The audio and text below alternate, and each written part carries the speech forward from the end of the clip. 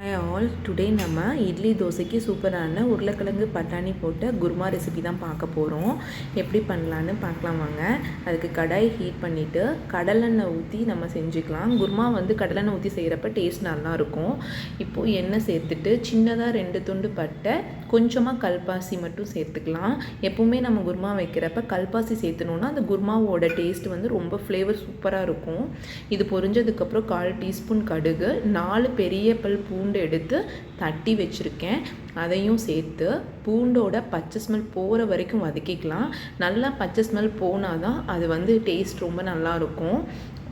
அதுக்கப்புறம் ஒரே ஒரு பெரிய வெங்காயம் ஸ்லைஸாக கட் பண்ணி வச்சுருக்கேன், அதையும் சேர்த்து வதக்கிக்கலாம். இப்போ இது கூட 2 பச்சை மிளகா கட் பண்ணி சேர்த்துருக்கேன், ஒரு கொத்து கருவேப்பிலை சேர்த்துருக்கேன்.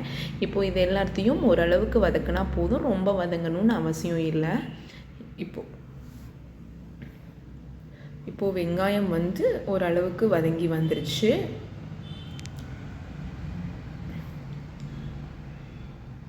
இப்போது இது கூட நான் 4 பழுத்த தக்காளி மீடியம் சைஸில் எடுத்து கட் பண்ணி சேர்த்துருக்கேன்.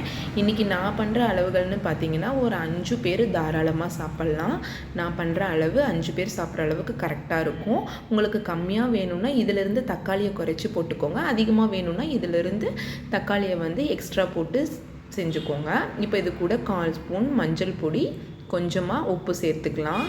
இப்போது இதை 1 நிமிஷம் போல் வதக்கி விட்டுட்டு இப்போ இதுக்கு நம்ம மசாலா சேர்த்தணும். மசாலான்னு பார்த்தீங்கன்னா நம்ம வீட்டில் அரைச்ச சாம்பார் தூள் தான் நான் இன்றைக்கி சேர்த்துக்க போகிறேன். வேறு எந்த மசாலாவும் இதுக்கு நம்ம ஆட் பண்ணக்கூடாது.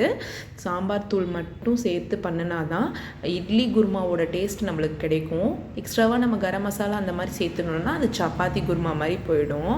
நான் 1.5 ஸ்பூன் சாம்பார் தூள் சேர்த்துருக்கேன். ஏன்னா பச்சை மிளகா ஆல்ரெடி 2 நம்ம சேர்த்திருக்கோம். நீங்கள் காரத்துக்கு ஏற்ற மாதிரி நீங்கள் உங்களோட காரத்துக்கு தகுந்த மாதிரி சேர்த்துக்கோங்க. சாம்பார் தூள் சேர்த்துக்கோங்க. சாம்பார் பொடி இல்லை அப்படின்னா வரமிளகாய் தூளும் கொத்தமல்லி தூள் மட்டும் சேர்த்துக்கோங்க. வேறு எந்த மசாலாஸும் ஆட் பண்ணிட வேண்டாம். இப்போது இதை நல்லா வதக்கிட்டு இப்போது இது கூட நான் 3 உருளைக்கிழங்கு வேக வச்சு கட் பண்ணி வச்சுருக்கேன், 1 கைப்பிடி பச்சை பட்டாணி. இப்போ இதையும் இது கூட சேர்த்து நம்ம இந்த மசாலா, தக்காளி, எண்ணெயோட இந்த உருளைக்கிழங்கையும் பச்சை பட்டாணியும் ஒரு 2 நிமிஷம் போல் வதக்கிக்கலாம். ஏன்னா இந்த மாதிரி எண்ணெயில் வதக்கி விட்டால் தான் அது டேஸ்ட்டு நம்மளுக்கு நல்லாயிருக்கும். இதை போட்டோன்னே நம்ம தண்ணி ஊற்றிட்டோன்னா சலசலன்னு போயிடும் குருமா. அதனால் எண்ணெயிலேயே இந்த உருளைக்கிழங்கையும் பட்டாணியும் தக்காளியோட வதக்கி விட்டுக்கலாம். 1 நிமிஷம் 2 நிமிஷம் போல் அடி பிடிக்காமல் வதக்கி விட்டுக்குங்க.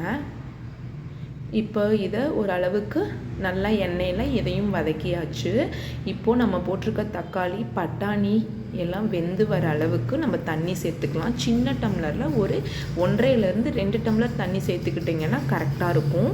நம்ம போட்டிருக்க தக்காளி சாஃப்டாக வெந்து வரணும், பட்டாணியும் வெந்து வரணும், மிளகா பொடியோட பச்சை ஸ்மெல்லும் போகணும். அதனால் தண்ணி ஊற்றி ஒரு மூடி போட்டு 10லேருந்து 15 நிமிஷம் வரைக்கும் நல்லா வேக விட்டுக்கலாம். அதுக்கு முன்னாடி ஒரு பேஸ்ட் ரெடி பண்ணிக்கலாம். 1/2 மூடி தேங்காய், ஒரு 1/4 ஸ்பூன் சோம்பு, 2 டேபிள் ஸ்பூன் பொட்டுக்கல்ல சேர்த்து அரைச்சிக்கலாம். இந்த மாதிரி நைஸாக அரைச்சி எடுத்துக்கலாம் பேஸ்ட்டாக. இப்போது நம்ம ஒரு 15 நிமிஷம் போல் வேக வச்சுட்டோம். இப்போ எல்லாமே நல்லா வெந்து மசாலாலேருந்து எண்ணெயும் பிரிஞ்சு வந்துடுச்சு. இப்போது இந்த ஸ்டேஜில் நம்ம அரைச்சி வச்சுருக்க பேஸ்ட்டை இது கூட ஆட் பண்ணிக்கலாம்.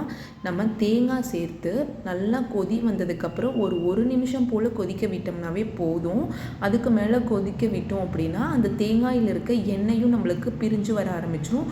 அப்போ அந்த குருமாவோட டேஸ்ட்டையே சுத்தமாக மாறிடும்.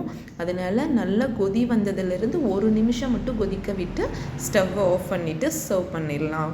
இது சூப்பரான இட்லி தோசைக்கு பட்டாணி குருமா சூப்பராக ரெடி ஆகிடுச்சு. கண்டிப்பாக நீங்களும் இதே போல் ட்ரை பண்ணி பாருங்கள்.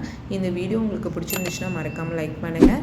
இது வரைக்கும் நம்ம சேனலை சப்ஸ்கிரைப் பண்ணாதவங்க ப்ளீஸ் சப்ஸ்கிரைப் பண்ணிக்கோங்க. பக்கத்தில் இருக்கிற பெல் ஐக்கானையும் கிளிக் பண்ணிக்கோங்க. தேங்க்ஸ் ஃபார் வாட்சிங்.